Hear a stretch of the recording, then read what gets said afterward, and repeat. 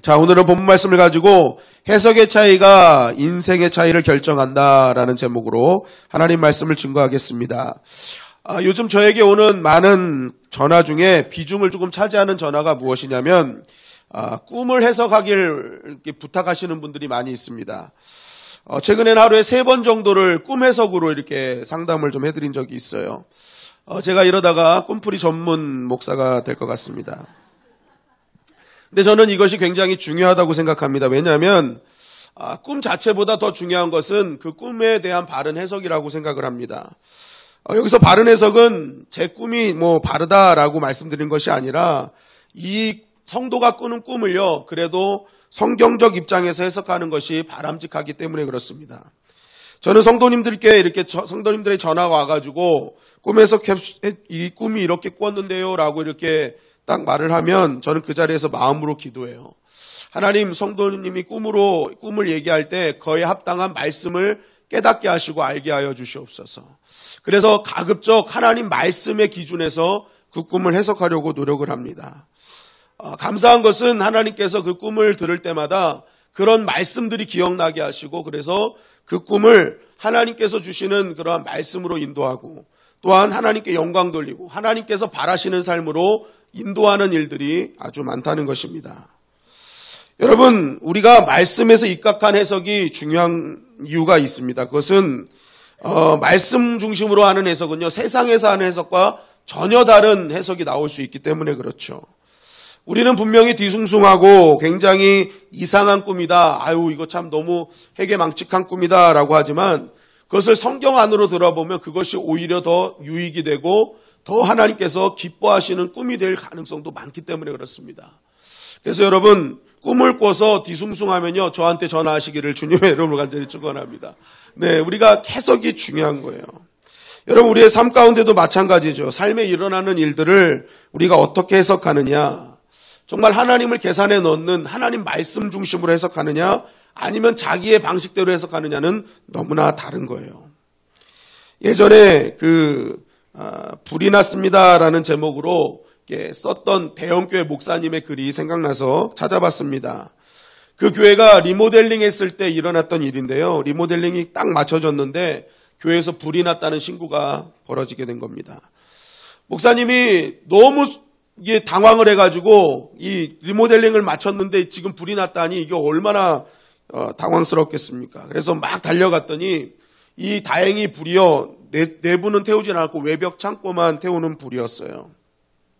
교인들이 달려오고 막 난리가 났던 아주 그런 순간이었습니다. 그런데 이 목사님이요, 그 불을 보면서 이렇게 정리를 했어요. 이 불을 보며 나는 이런 꿈을 꾸게 됐습니다. 이런 해석을 했습니다. 첫째는 쌓아놓은 쓰레기 더미를 태운 것을 보니 하나님께서 지저분한 것들을 치우실 모양입니다. 둘째는 예전부터 이사를 하면 성냥불을 선물하는 전통이 있었는데 특별기도회가 리모델링을 마치고 불처럼 일어나라고 불이 난 것 같습니다. 셋째는 외벽에서 불이나 내부에 아무런 손상을 입지 않고 진화된 것을 감사합니다. 넷째는 냉랭해지는 한국교회를 보면서 뜨겁게 불을 붙이라는 사인이라 생각이 듭니다. 여러분, 이 리모델링을 한 교회에 엄청난 불이 일어났을 때 얼마나 많은 사람들이 그 불을 보면서 당황도 하고 염려도 하고 막 소리도 지르고 많이 있었을 거예요. 그리고 그 불을 보면서 그 교회 안에서도 여러 가지 해석이 있었을 것이고, 그 대형 교회이기 때문에 한국 교회의 교인들이요, 그 교회의 불을 보면서 많은 해석들을 했을 것입니다. 그 불을 보면서 어떤 사람은 굉장히 두려워하고 염려하고 걱정했지만, 또 어떤 사람은 지금 목사님처럼 꿈을 꾸더라는 거예요. 여러분, 어떻게 같은 불을 보고 같은 불남을 보고 어떻게 이렇게 다르게 어떤 사람은 꿈을 꾸며 나아가고 어떤 사람은 두려움과 염려 가운데 있겠습니까? 그것은 바로 해석의 차이였던 것이죠. 여러분, 해석의 차이가 바로 삶을 바꾸고 해석의 차이가 믿음의 크기를 바꾸는 것입니다. 여러분, 그럼 해석의 차이는 왜 날까요? 해석의 차이가 나는 이유가 뭘까요? 그것은 이것입니다. 벌어진 현상 뒤에 있는 하나님의 마음을 보느냐 안 보느냐의 차이인 것입니다. 여러분, 우리가 어머니가 때로는 전화를 하십니다. 저에게도 전화를 하셔서 맛있는 거 준비해놨으니 와서 가져가라 이렇게 얘기합니다. 그럼 이제 많은 사람들이 바쁘니까 택배로 보내세요 라고 이렇게 주로 많이들 그렇게 해서 해결을 하죠. 근데 여기서 어머니의 마음을 아는 사람의 선택은 다릅니다. 어머니는 단지 먹을 거를 주기 위해서 만들어놨으니 가져가라가 아니죠. 이 기회를 통해서 네 얼굴을 한번 보고 싶다라는 메시지가 숨겨져 있는 거예요. 와서 너 나랑 같이 얼굴을 좀 맞대고 이야기를 좀 하자라는 그런 어머니의 마음이 숨겨져 있죠. 그러니까 이 어머니의 마음을 아는 사람은요, 택배로 붙이세요 얘기 안 합니다. 시간을 내서 찾아가는 거예요. 찾아가서 그 어머니의 마음을 알아주고 만져주는 것이죠. 여러분 마찬가지입니다. 우리가 하나님의 마음을 아는 사람은요, 이 당면한 상황이나 이런 것들을 해석하는 방법이 다 달라지게 되어 있는 것입니다. 여러분 우리가 어떠한 현상을 보고 그것을 제대로 해석해서 정말 그것이 나의 유익이 되고 우리의 삶에 하나님께 영광 돌리는 삶이 되시기를 주님의 이름으로 간절히 축원합니다. 오늘 바울은 선교 여행 중에 성령 충만한 귀한 동역자들을 만나게 됩니다. 이들이 얼마나 성령 충만한 사람들이냐면 이들은 앞으로 바울이 어떻게 될지를 알려주는 성령님의 음성을 듣는 자들이었어요. 사도행전 21장 4절은 이렇게 증거합니다. 시작. 제자들을 찾아 거기서 이래를 머물더니 그 제자들이 성령의 감동으로 바울들로 예루살렘에 들어가지 말라 하더라. 자, 이 제자들이 바울과 7일 동안 계속 교제하다가 기도하는 가운데 성령님께서 은총을 주십니다. 앞으로 바울에 일어난 일들을 보여주시는 거예요. 너 바울이 이렇게 될 거야 라고 알려주신 거죠.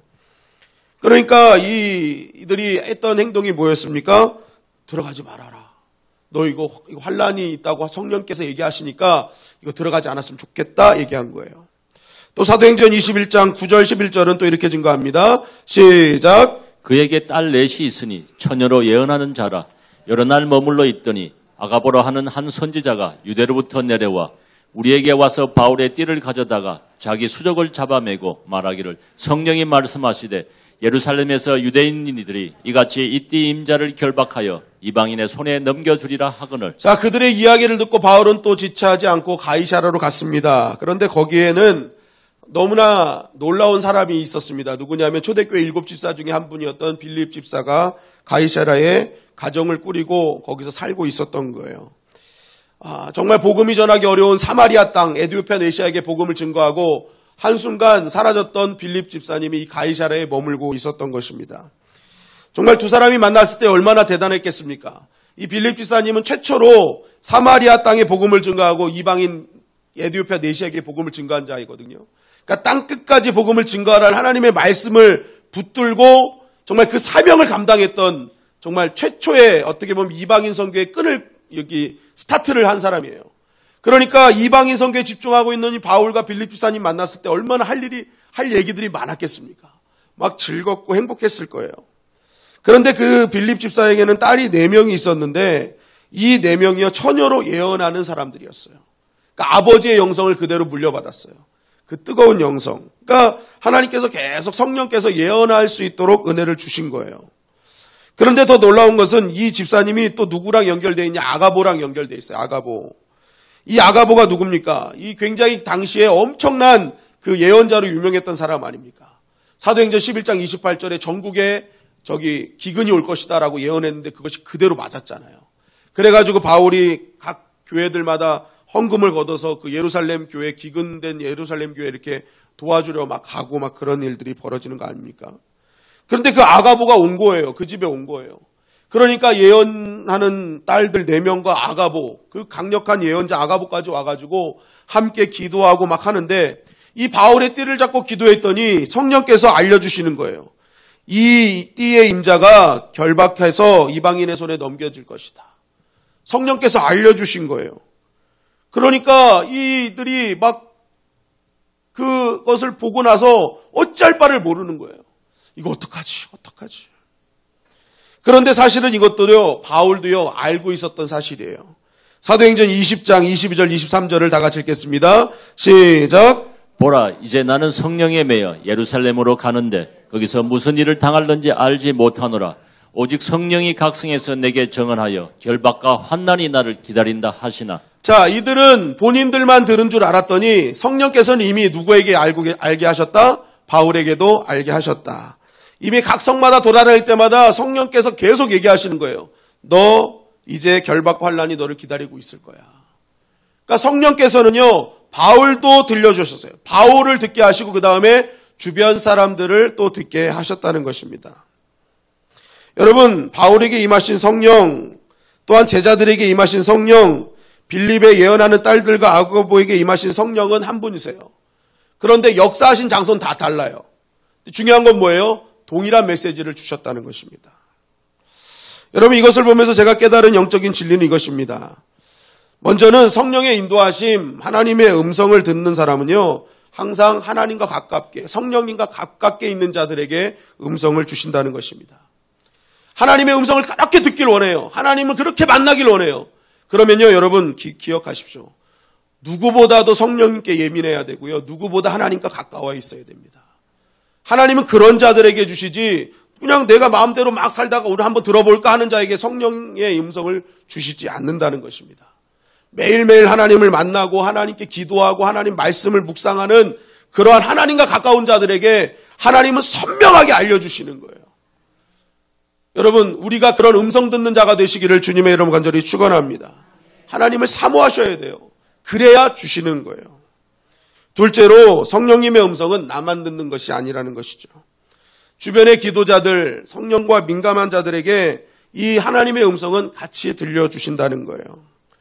그래서요, 여러분, 내가 하나님의 음성을 들었다면요, 반드시 일방통행하지 마시고 주변에 기도하는 사람들, 정말 하나님과 가까운 사람들에게 확인을 하셔야 됩니다. 이것이 진짜 하나님의 음성이 맞는지 아닌지를 자꾸만 체크하셔야 돼요. 여러분, 오늘도 바울은 분명히 음성을 들었어요.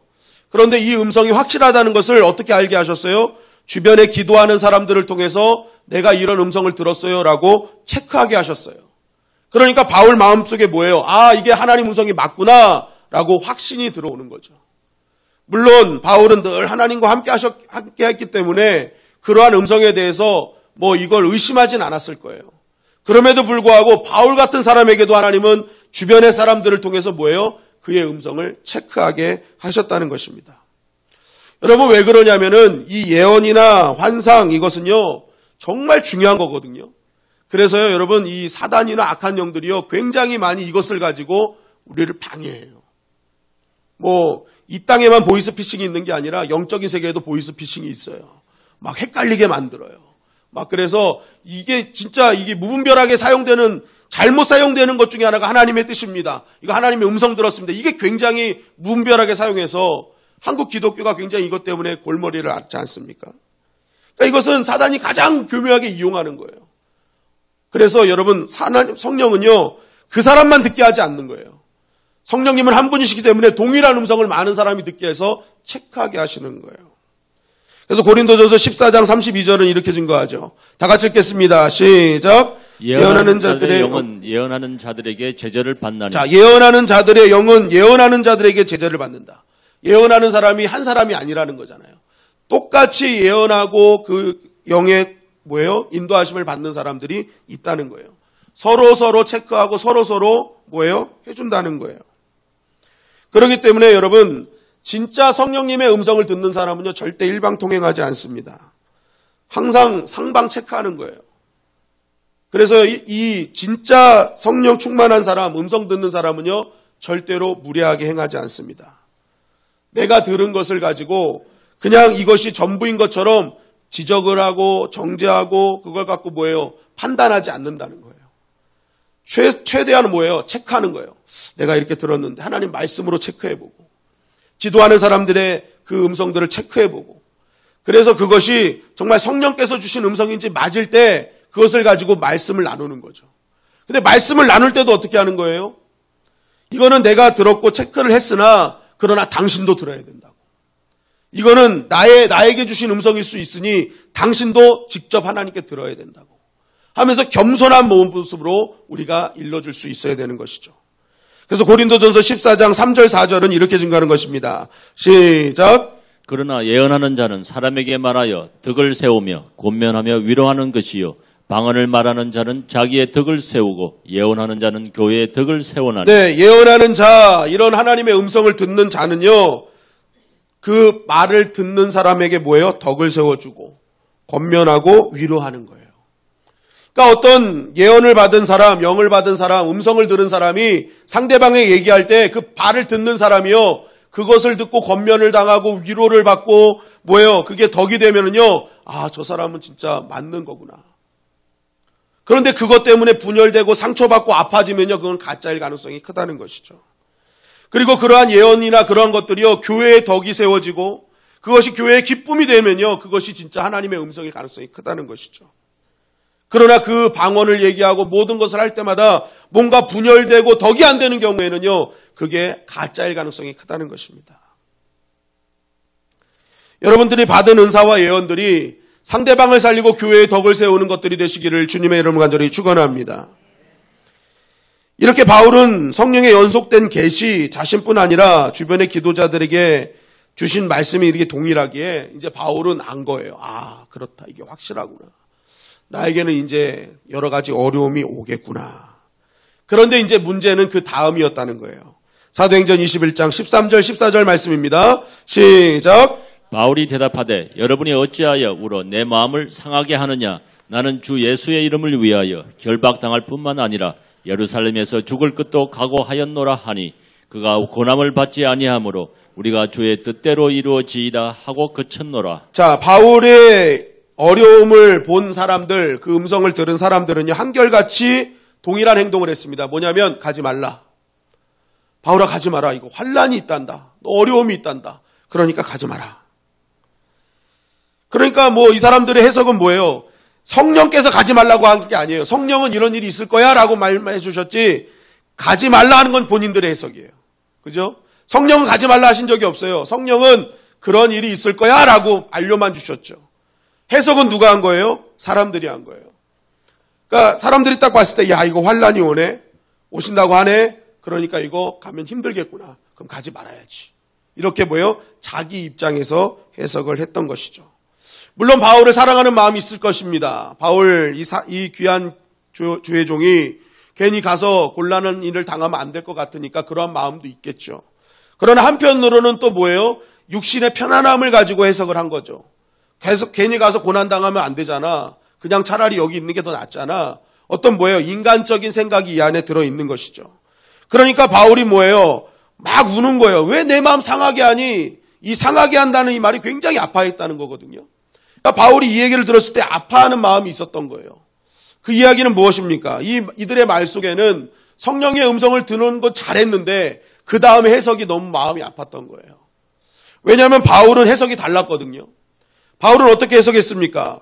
하나님이 이거 계속 사람들을 통해서 어렵다고 얘기하시네? 힘들다고 얘기하시네? 그럼 이게 무슨 뜻일까? 생각하다 보니까, 야, 이거 진짜 앞으로 당할 난이 힘드니까, 어려우니까 나한테 더 믿음을 준비하라고 하시는구나. 더 강한 믿음, 담대한 믿음을 갖게 하라고 말씀하시는구나. 그래가지고 바울이 어떤 각오를 해요? 죽을 것을 각오해버리는 거예요. 앞으로 더 힘든 일이 올 거라고 딱 생각하니까 내가 믿음이 정말 강력해져야겠구나. 그래야 이거 이기겠구나 하니까 뭐예요? 죽을 걸 각오해버렸어요. 여러분, 이 세상에서 가장 무서운 사람이 뭐예요? 죽기를 각오한 사람이에요. 아무것도 없이 난 죽을 거 각오했어 한 사람이 이 세상에 제일 무섭습니다. 죽기를 각오한 사람이 그 결박당한 게 무섭겠어요? 그러니까 앞으로 당할 고난, 내가 이거 잘 지키려면 죽기를 각오해야지. 주님 앞에 내가 죽어야지. 십자가 앞에 죽어야지. 하고 결단을 한 거예요. 여러분, 왜 하나님께서 바울을 이렇게 큰 그릇으로 사용하시고 바울에게 이 어마어마한 능력을 주셨는지 우리는 깨닫게 되죠. 바울은요, 해석하는 그 해석이 달랐어요. 바울은 어떻게 하면 하나님께 영광이 될 수 있을까? 어떤 것이 하나님이 기쁘시게 하는 것일까? 어떤 것이 하나님의 나라를 확장하는 것일까를 항상 그 하나님 마음에서 해석한 거예요. 자신의 삶이나 모든 환상이나 음성이 들려올 때 개인의 유익을 위해 해석한 게 아니라 항상 뭐예요? 하나님 편에서 해석을 했던 것입니다. 그랬더니 뭐예요? 바울의 인생을 하나님이 들어 사용하신 거예요. 그랬더니 바울에게 하나님 한량없는 은혜를 베풀어 주셨던 것입니다. 여러분, 우리가 환상을 본다 해서 예언을 듣는다고 막 사모하는데 그렇게 한다고 해서 인생이 달라지는 것이 아니라 그것을 바르게 해석할 때 우리의 인생이 달라지는 역사가 일어나게 될 줄 믿습니다. 여호수아를 비롯한 신앙의 2세대가요, 담대히 가나안 땅을 정복했어요. 1세대와는 전혀 다른 모습으로 가나안 땅에 진격을 했습니다. 왜 그랬을까요? 왜 그랬을까? 가나안에 들어가기 전에 민수기 26장에 보면은 하나님께서 모세와 아론에게 전쟁에 나갈 장정을 좀 세워봐라. 숫자 세워봐라. 라고 얘기하십니다. 하나님은 한 번도 이 숫자의 개념으로 갖고 가신 적이 없거든요. 그래서 다윗은 숫자 세다가 그것 때문에 하나님께 벌 받았잖아요. 그런데 오늘은 직접 하나님이 야 전쟁에 나갈 장정 숫 좀 세봐 라고 하신 거예요. 그때 민수기 25장 51절에 보니까 이렇게 나와 있습니다. 다 같이 읽겠습니다. 시작. 이스라엘 자손에 계수된 자가 60만 1730명이었더라. 네, 몇 명이라고요? 60만 1730명이었다. 지금 이스라엘 신앙의 2세대가요, 전쟁할 수 있는 장정이 60만 1730명이었다. 여러분, 근데 지금 문제가 2세대라는 거예요. 그럼 왜 이게 이제 문제가 되느냐? 1세대는요, 가데스 바네아에서 불신앙으로 인해서 심판받았잖아요. 너희들 못 들어갈 거야. 그래서 40년 동안 광야 생활하면서 1세대들이 계속 죽었거든요. 그러니까 40년 동안의 광야 생활은요, 사실 장례식이에요. 계속 장례식. 1세대들이 계속 죽어나가는 장례식이었단 말이에요. 그러면 2세대들이 생각할 때 생각해 보세요. 매일매일 장례식이야. 그러면 사람이 계속 죽어나가는 거예요. 하나님 나라 가는 거야. 그러면 그 마음속에 체감적으로 백성들이 계속 준다고 생각을 합니다.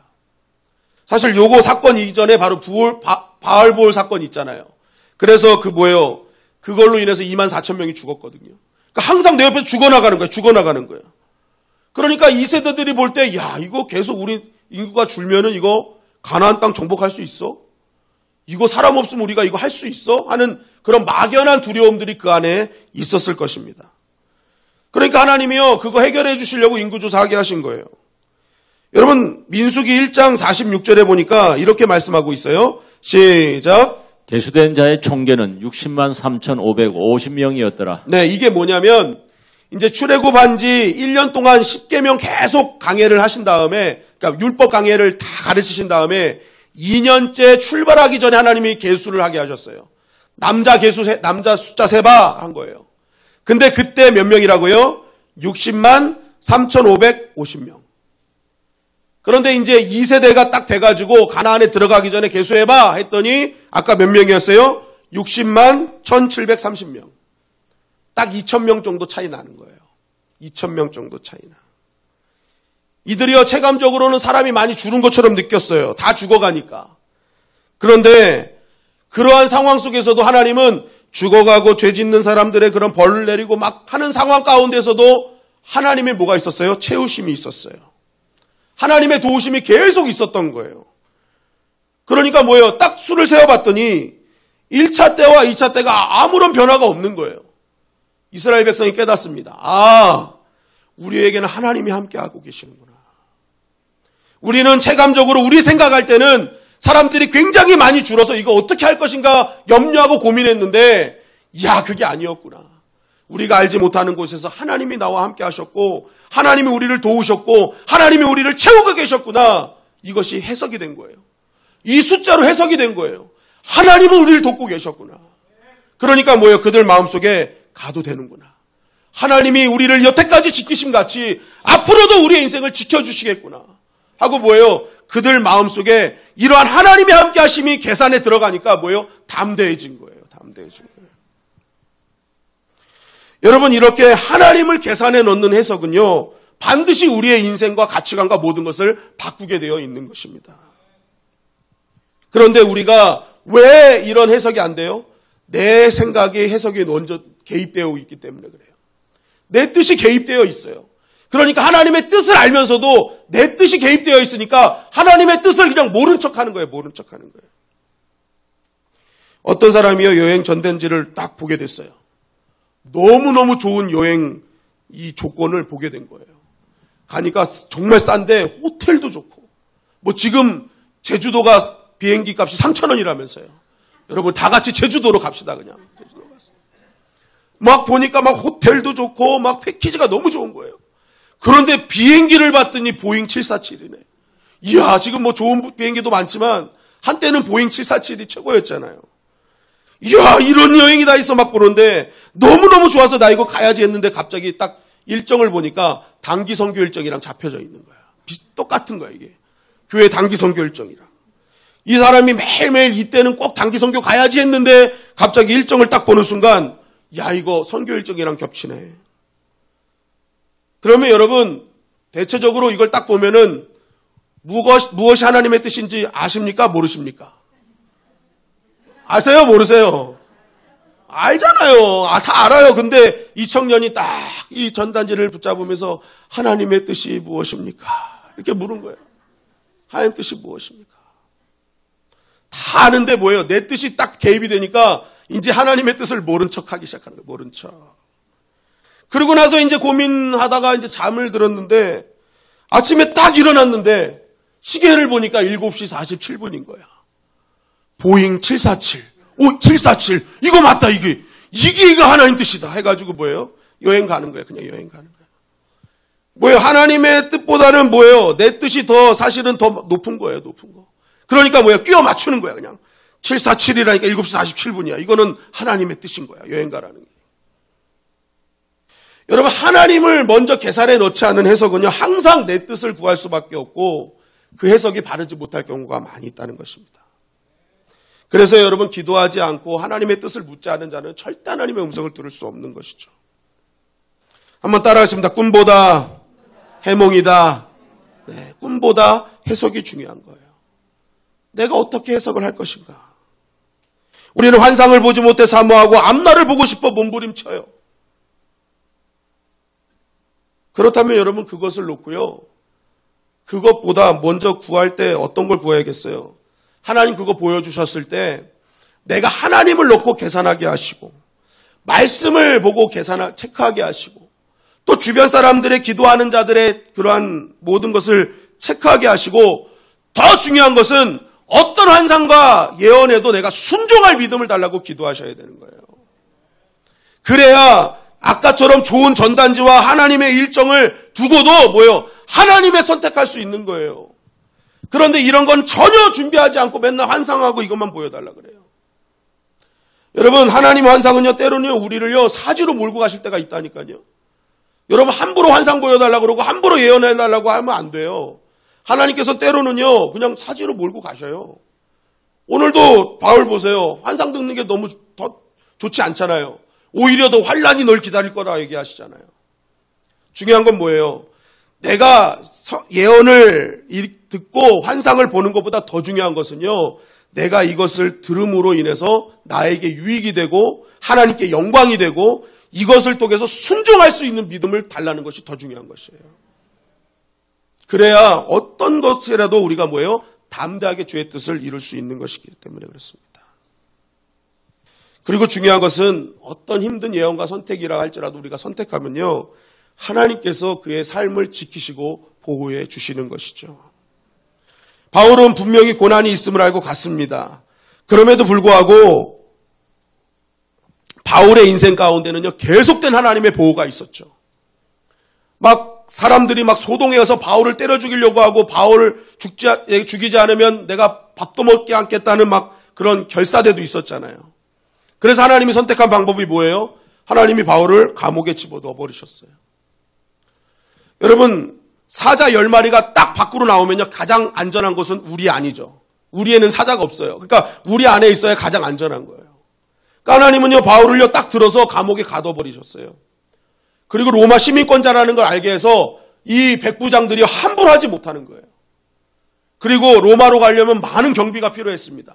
그리고 이러한 어려운 사람들을 다 뚫고 가야 되는 거예요. 반대하는 자들. 그러니까 하나님이 어떻게 해요? 국비로, 그죠? 국비로 그냥 국가에 배 타고 삼엄한 경비를 다 붙여가지고 로마로 보내버리시잖아요. 그러니까 하나님께서는요, 하나님의 방법으로 바울을 지켜주신 거예요. 그래서 뭐예요? 바울 로마에 가서 복음을 증거하기 시작하잖아요. 여러분 우리가 하나님의 그런 여러 가지 인도하심이 때로는 어렵고 힘든 경우가 있습니다. 그럼에도 불구하고 우리가 믿음으로 순종하면요. 하나님이 지켜주시고 보호해 주실 줄 믿습니다. 여러분 우리의 생각과 하나님의 생각은 너무 다르다는 것을 여러분 꼭 기억하셔야 돼요. 이사야서 55장 8절 9절 말씀입니다. 시작. 이는 내 생각이 너희 생각과 다르며 내 길은 너희의 길과 다름이니라. 여호와의 말씀이니라. 이는 하늘이 땅보다 높음같이 내 길은 너의 길보다 높으며 내 생각은 너희 생각보다 높음이니라. 네, 하나님의 생각은 우리 생각과 너무 달라요. 하나님의 길은 우리의 길과 너무 달라요. 그래서 여러분, 절대적으로 하나님의 백성은요, 하나님께서 뭔가를 보여주시고 알게 하셨을 때요, 하나님을 계산해 놓고 항상 그것을 해석해야 되는 거예요. 내가 보는 것과 다른 하나님의 생각이 있고요, 내가 보는 길과 다른 하나님의 길이 준비되어 있기 때문에 그렇습니다.